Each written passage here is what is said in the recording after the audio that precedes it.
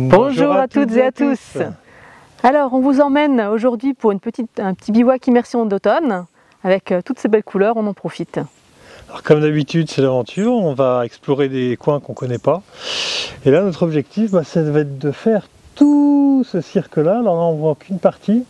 Donc on va commencer par une bonne grimpette et puis on va faire tout le cirque et on va revenir jusqu'à notre point de départ, donc une grande boucle. Une grande boucle avec un bivouac au milieu. Et comme d'habitude des plantes sauvages, peut-être des traces et indices d'animaux et toute la vie de bivouac et tout ce qu'on va pouvoir rencontrer et vous montrer avec grand plaisir. Allez, c'est parti! C'est parti!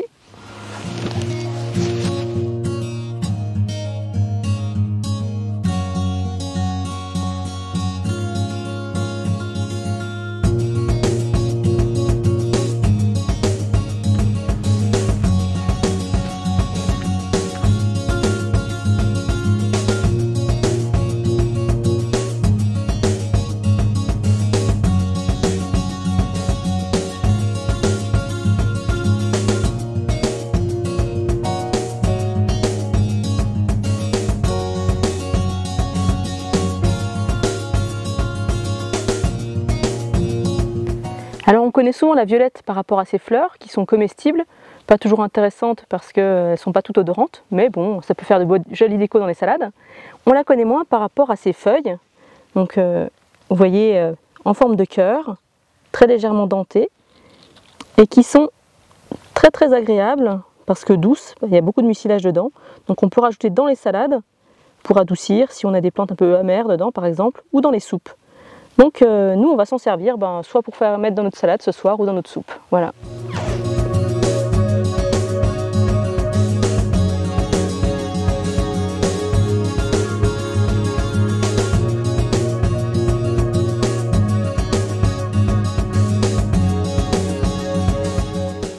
Alors regardez, on voit ici comme une espèce d'avancée comme ça, et puis dessous ça fait comme une grotte, on dirait une maison de lutin.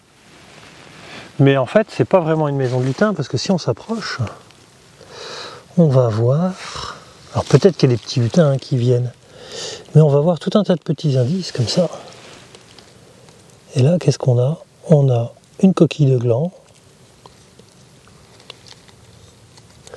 On a des petites graines comme ça qui ont été mangées. Ah, regardez, on a encore... Hop là! Des morceaux de gland. Et on a des petits rongeurs en fait qui viennent s'abriter dessous et qui viennent manger tout un tas de petites graines. Donc c'est des lutins rongeurs. Regardez, hop là. Alors on va retrouver des faines d'érable, des glands, des noisettes, des graines d'aubépine, etc., etc. Voilà. Et ça c'est une petite maison de lutin.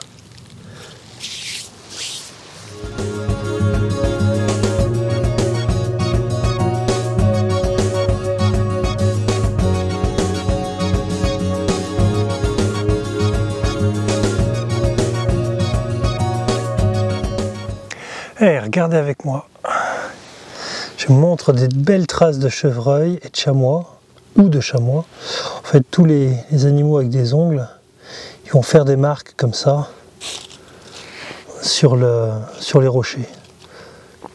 Donc on pourrait croire que les rochers, ça marque pas parce que c'est trop dur par rapport à de la terre meuble. Et en fait, si, ça va marquer. Hey, regardez par là. Une belle piscine à lutins. C'est quelque chose d'assez magnifique. Alors quand vous partez en randonnée, pensez toujours à bien prendre de l'eau, à regarder les points d'eau, et puis assurez-vous que les points d'eau, notamment auprès des gens qui habitent le village, par exemple un peu plus bas, les villages que vous allez rencontrer, que les points d'eau soient pas à sec. Alors souvent les paysans ils connaissent bien tout ça. Pareil, vous pouvez leur demander des conseils sur les lutins bien sûr, mais sur la météo aussi. Des fois ils vont vous dire, regardez derrière les montagnes, là il y a des nuages noirs, là vous êtes tranquille, le vent il va les souffler, il n'y en aura pas. Et puis par contre si ça arrive de l'autre côté de la montagne, là-bas, ou de la colline là-bas, hop là vous êtes sûr que dans une demi-journée, 5 heures, il y a de l'eau, il y a de l'orage, etc. Donc les autochtones, les gens du milieu, ils connaissent bien la région généralement. Et là, sinon, ben, on pourrait la récupérer si on était dans le besoin. Il faudrait simplement la filtrer avec un chiffon, avec... alors bien sûr, il existe des pailles, des choses comme ça, mais simplement avec une mèche et une bouteille, une mèche réalisée avec un chiffon. Vous la filtrez et ensuite vous la rendez potable simplement en la faisant bouillir. Voilà. Alors la laisser bouillir pendant 1 minute et puis après, ben, tous les 1000 mètres d'altitude, augmenter d'1 minute. Et la consommer rapidement parce que sinon il y a des germes qui vont se redévelopper. Et votre système immunitaire va faire le reste. Voilà, mais retrouvez dans notre site tout un tas d'articles, sur notre livre aussi, il y a un très beau chapitre sur l'eau qui est très complet. Allez, c'est reparti.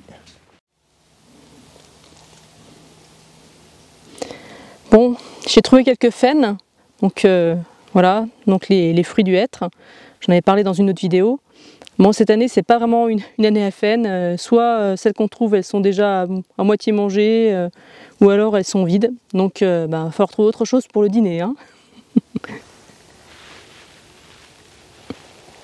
Petit rappel, hein, les faines, c'est les fruits des hêtres. Et puis à l'intérieur, donc on trouve ces petits fruits. Et comment on les mange, Émilie? Eh ben, on les casse, mais là-dedans, il n'y a rien du tout. On les mange, on les passe un coup à la poêle, et puis après, pour enlever la petite peau qui est dessus, et après, on peut se régaler. C'est un petit goût de noix fraîches, c'est très bon. Bon, pour l'instant, on va se contenter des couleurs automnales. Hein. Allez, c'est reparti. Alors, petit allume-feu naturel, on vient de passer là sur le chemin, et on voit un tronc de merisier, en fait, qui est tombé. Donc il y a l'écorce, alors généralement l'écorce des arbres est là pour protéger les arbres, mais il y a quelques écorces comme le merisier, comme le bouleau, qui vont contenir des essences naturelles et qui vont pouvoir créer des allumes-feu efficaces. On va emporter ça pour ce soir et demain. Alors regardez, je vais vous montrer. Alors ça crépite un peu, vous allez voir. C'est un peu moins efficace que le bouleau, mais une fois que c'est parti, voilà, on protège un peu du vent. Voilà, ça y est, là c'est parti. Tandis que beaucoup d'autres écorces en fait sont quasiment pas de bons allumes-feu. Voilà. Par contre, par rapport à l'essence de bouleau, le bouleau lui va créer une odeur très agréable, on va pouvoir les utiliser dans les encens.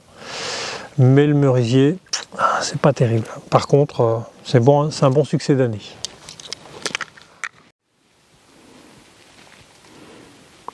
Alors, on n'a pas trouvé beaucoup de plantes, mais par contre, on a trouvé un champignon intéressant, donc voilà, qu'on appelle le lactaire de l'épicéa.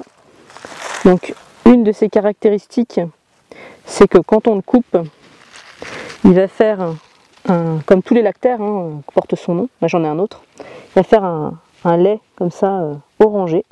Donc il est vraiment très facilement reconnaissable, donc vous voyez, il a des petites lamelles comme ça, et vraiment un lait orange fluo. C'est un champignon qui n'est pas très intéressant gustativement, mais qui est comestible. Donc vu qu'on n'a pas trouvé grand chose, on va le rajouter à la soupe. Voilà. Voilà, donc là Émilie est en train de cueillir des plantes et puis moi j'ai trouvé un coin ici, là, entre les deux arbres. On va se mettre pour construire un abri, faire un feu au milieu et passer la nuit ici. Donc le choix du terrain, il y a beaucoup d'arbres morts. Il commence à y avoir beaucoup de feuilles mortes aussi puisqu'on est fin octobre, début novembre. On voit le soleil, il se couche dans quelques minutes, dizaines de minutes, même pas, il sera passé la petite crête là. Et dans 2 heures, il va commencer à faire sombre, même un peu avant. Alors le choix du terrain, simplement parce que là, on est bien entouré. On a une bonne zone qui est bien couverte. On avait hésité entre la crête qu'on est en train de faire, le bord de la crête, et puis ici. Et le bord de la crête, il y a moins de matériaux, il y a plus de vent. Là on est bien protégé, on a tous les matériaux qu'il faut. Ça a un peu moins de charme, mais Mais voilà, ça va le faire. Allez, je vous montre comment je fais ça. Je vais mettre des perches au niveau des arbres et on va faire en fait 2 appentis, clac clac, avec un feu au milieu et des couchettes de chaque côté. Allez, c'est parti. Voilà, alors là j'ai coupé des morceaux de bois comme ça, bien droit ici. J'ai attaché avec la cordelette.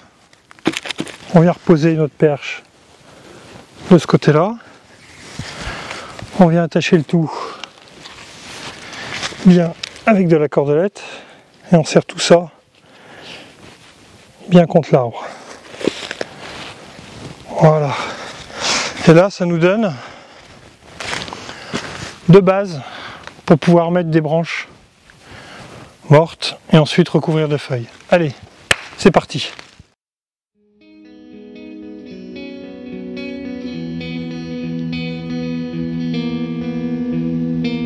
Voilà, donc là le soleil, il est couché.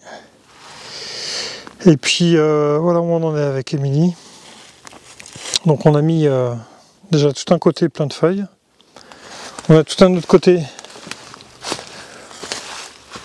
où on a pour l'instant les branchages. Il me reste encore à garnir de feuilles.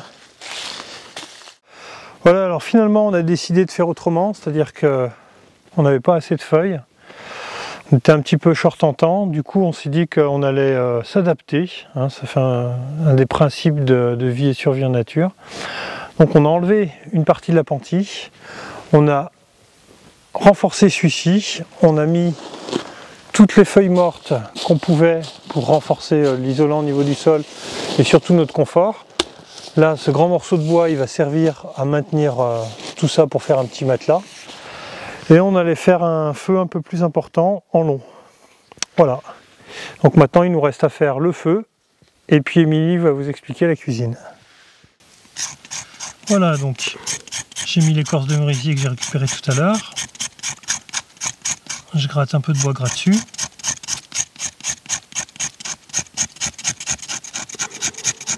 On va allumer tout ça au fire steel.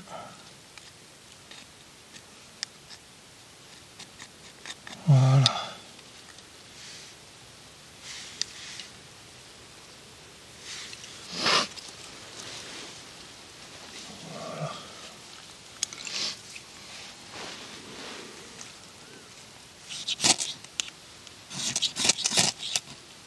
Voilà.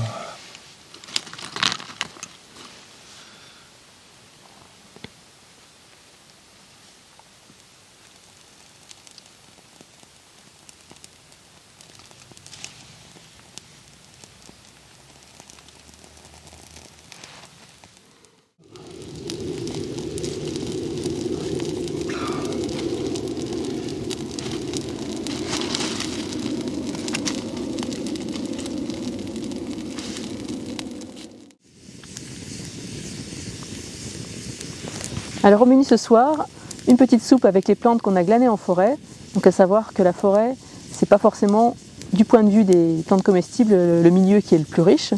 Et donc on va ici mettre nos petits champignons qu'on a trouvés. Et on va faire des pommes de terre à la braise qu'on va fourrer avec un petit mélange avec des œufs et des plantes, notamment de l'origan et du lierre terrestre. Voilà. Bon bah allez, on y va.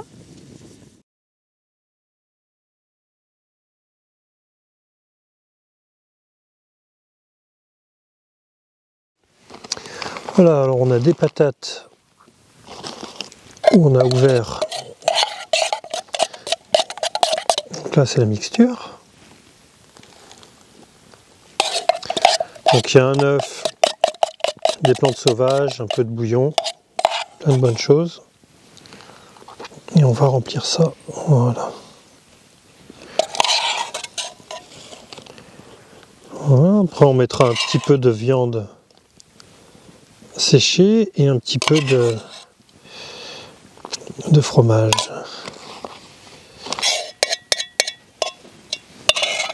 Alors quand vous emmenez des œufs en rando, c'est simple, il suffit de les mettre sur le haut du sac. Voilà, un peu de viande séchée.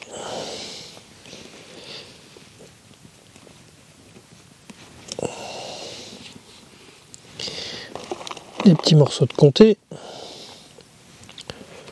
Les Jurassiens, on ne l'est pas. Bah ouais, on est dans le Jura quand même.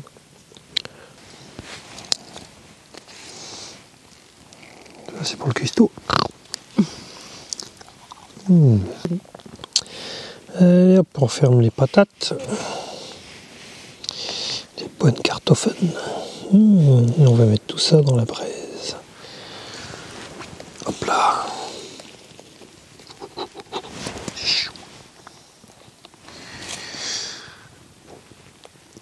Alors en bivouac, vous pouvez aussi emmener une paire de gants en cuir. Ça permet de manipuler tout ce qui est en contact avec le feu, les popotes, avec les manches en métal, des choses comme ça. Allez, ça, c'est bon. Et maintenant, on va recouvrir, on va faire un petit peu de bois dessus et puis on va laisser cuire tout ça. Je vais recouvrir avec des braises qui sont là.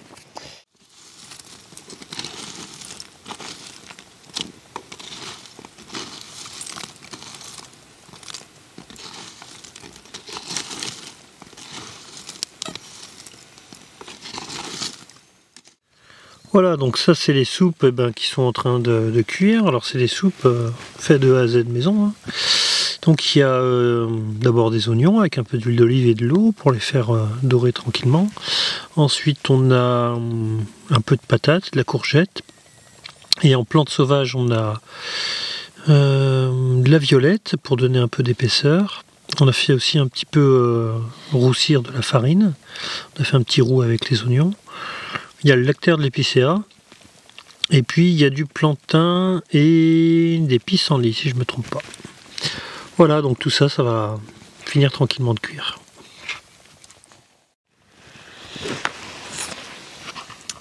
Voilà, on a récupéré les patates dans la braise. Elles sont bien grillées, bien cuites. Donc il ne reste plus qu'à les goûter. Puis la soupe, pareil, bonne petite soupe forestière. Bon, j'ai déjà bien entamé, donc, mais voilà, qui est vraiment très bonne aussi. Donc, Alors raconte-nous la soupe et les patates.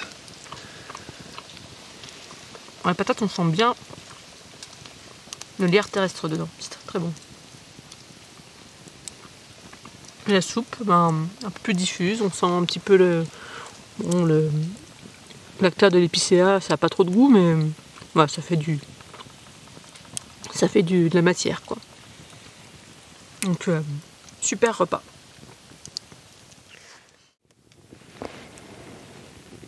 Petite veillée au coin du feu, je vais vous raconter le conte des 3 ânes. Un marchand se rendait dans la ville voisine pour aller vendre ses produits. Il avait 3 ânes chargés. Il était obligé de faire une halte au milieu du chemin. Mais du coup, il s'arrête et se met à attacher ses ânes pour qu'ils ne se sauvent pas pendant la nuit. Il se rend compte qu'il lui manque une corde pour attacher un des ânes. Il va donc voir un ermite voisin et lui demande s'il a des cordes.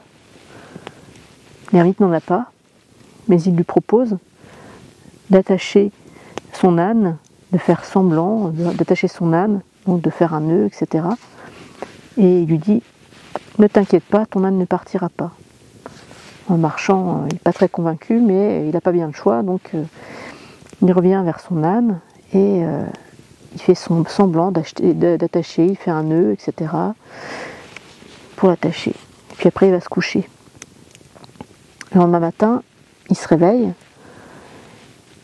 Et la première chose qu'il regarde, c'est si ses ânes sont toujours là, notamment celui qui est attaché, celui qu'il a fait semblant d'attacher.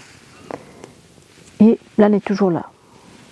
Il s'en réjouit et du coup il décide de partir aussitôt. Il détache les 2 ânes et il commence à partir, il leur dit « Allez, on y va !» Il les pousse, etc. Et celui qui est attaché, qu'il avait fait semblant d'attacher, il ne bouge pas, il ne veut pas bouger. Il a beau faire tout ce qu'il veut, il n'arrive pas à le faire bouger. Alors le marchand est un peu surpris, il retourne voir l'ermite et lui dit « Mais j'arrive pas à faire partir mon âne !» Et l'ermite lui dit « Mais bien sûr, tu l'as attaché hier, tu as fait semblant de l'attacher, et l'âne, du coup, pour lui, il est attaché. » Du coup, il revient et il fait semblant de le détacher. Et effectivement, l'âne repart. Et le marchand est tout content et repart dans la ville voisine. En fait, ce conte, la morale, entre guillemets, c'est que nous tous, nous prenions conscience de nos conditionnements et que l'importance que ça peut revêtir dans notre vie.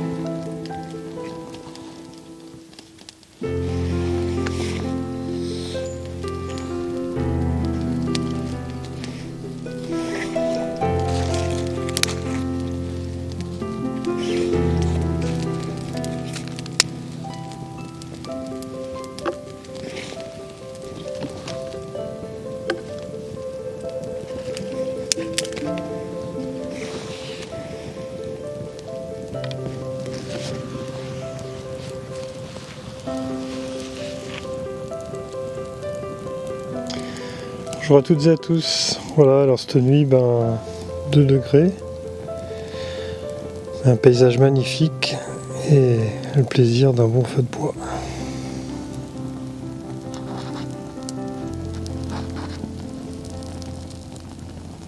C'est parti pour une belle journée.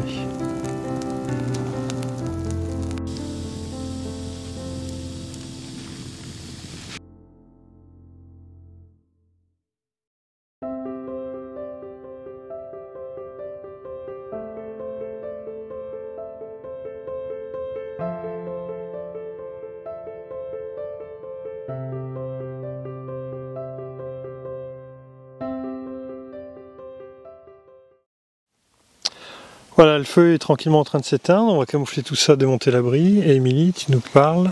Une bonne infusion ce matin à base de ronces et de sapin, donc bien fruité avec un petit goût résineux derrière, donc bon pour tout ce qui est maux de gorge, et puis un bon stimulant des défenses naturelles, donc voilà, pour bien démarrer la journée. Ouais, les sacs sont prêts et on finit de déjeuner tranquillou, et après on est reparti sur une bonne journée.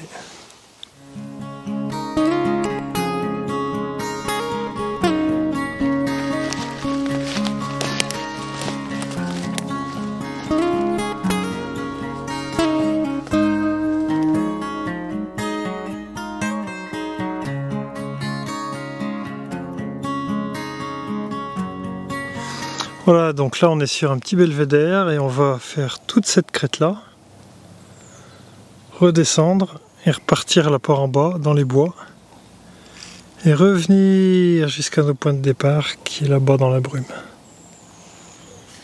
Pour l'instant. Pour l'instant, allez c'est parti!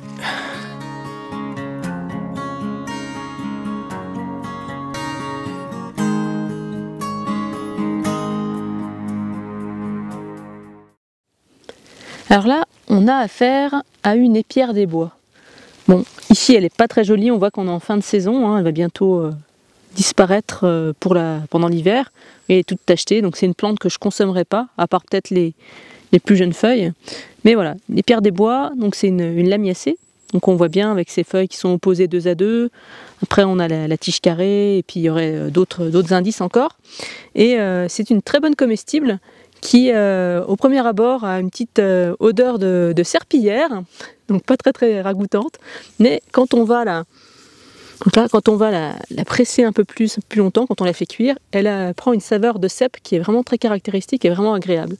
Donc on peut en faire des soufflés, dans des soupes, etc. etc. Donc une plante à bien repérer.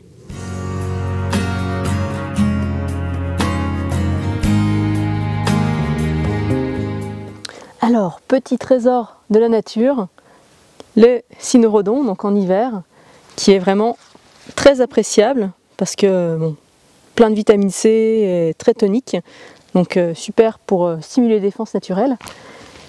Je vous invite à retrouver une vidéo, je vous la mets en fiche, sur le cynorhodon, justement, les glantiers. Et puis, donc il se mange exclusivement quand il est blé. Donc là, effectivement, il a gelé peut-être plusieurs fois.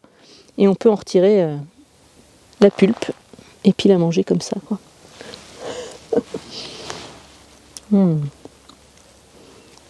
Petit goût acidulé, vraiment agréable.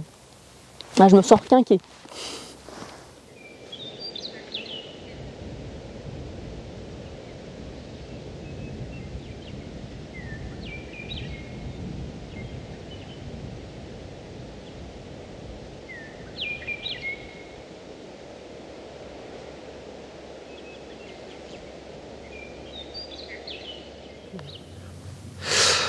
Voilà, donc on a plusieurs empreintes. On a des très fines ici. Ici, on en a des plus grosses ici. On en a tout un lot ici. Et on a aussi des empreintes de VTT. Alors, première chose qu'on peut voir, alors bien sûr le VTT, hein, c'est pas un oiseau.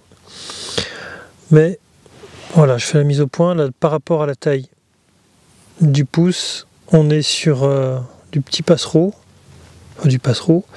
Là, à mon avis, on est plus sur du corvidé, vu la taille et la forme.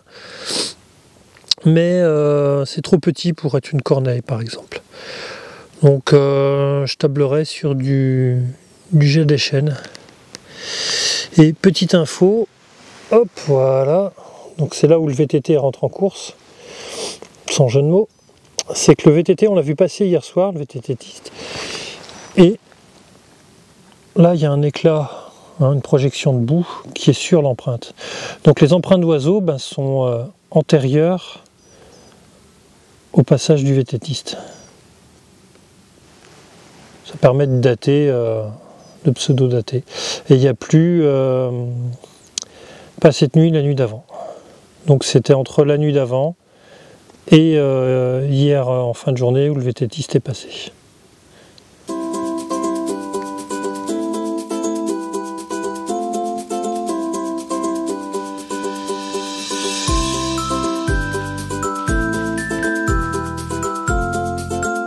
Voilà, on est sur le chemin du retour et Émilie, qu'est-ce que tu es en train de cueillir?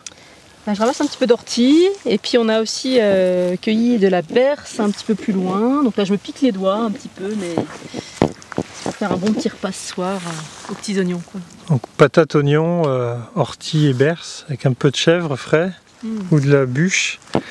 Voilà, la berce elle est là. Bon, Émilie vous en parle dans une vidéo de formation en ligne. Vous pouvez retrouver tout un tas d'infos là-dessus. Allez, on avance.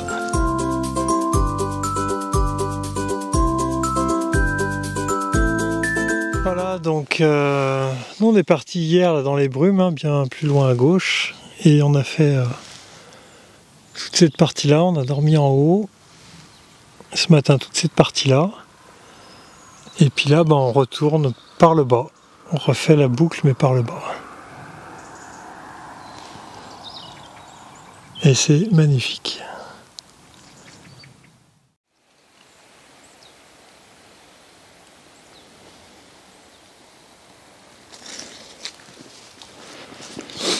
Qu'est-ce que tu cueilles, Émilie? Je vais ramasser quelques plantes pour notre salade de ce midi. Donc du plantain, du gaillet, de la violette, de la pimprenelle, de l'aquilée, du pissenlit. Voilà, donc j'espère trouver un petit peu d'oseille, même si c'est pas trop le terrain. Donc on voit quand même que ce milieu qui est entre deux, entre forêt et plaine, est beaucoup plus riche que celui qu'on avait hier en forêt. Voilà, puis il faut savoir que ce midi, donc, on est sur nos restes, donc voilà. Il y a un œuf dur, un peu de fromage et ce qu'on trouve sur le terrain, c'est-à-dire les plantes pour pouvoir se faire une petite salade. Frugal mais bien nourrissant. Voilà donc ce qui reste de l'œuf, du fromage. Là je suis en train de finir la salade. Alors petit truc, voilà, vous pouvez emmener ce genre de petits flacons avec dedans, là il y a du soja. Là on a une genre de petite gourde comme ça, une petite flasque en titane, ça permet de mettre de l'huile dedans pour pouvoir faire revenir des oignons, faire des soupes, assaisonner, etc. Et puis on a aussi ce genre de truc. Alors c'est Nalgene qui fait ça, hein, les récipients. Après vous pouvez prendre d'autres types de récipients dans le même genre. Et dedans on a mis un mélange en poudre de bouillon légumes, il y a des herbes sèches, il y a un peu de poivre, choses comme ça quoi. Ça permet d'assaisonner un peu tout. Voilà, c'est des choses à rajouter, Mini. Bon, pas grand chose, la salade était bonne. Après c'est sûr que c'est pas un repas de fête, mais quand même, super repas. Alors il faut savoir que les plantes sauvages, c'est très nourrissant. Et puis là c'est un autre mode de vie. Donc c'est bivouac, des fois on mange pas, on mange peu. Des fois on se fait des festins parce qu'on trouve plein de plantes et puis voilà. Mais petite base de farine, quelques bouillons cubes et puis tout ce qui est aussi légumineuse. C'est des très bonnes bases. Ensuite on agrémente ça avec des plantes sauvages.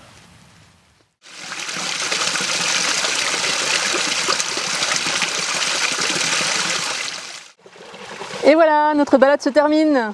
J'espère qu'elle vous a plu. Nous invitons à la partager et à l'aimer et à mettre des commentaires, ça nous fera très plaisir.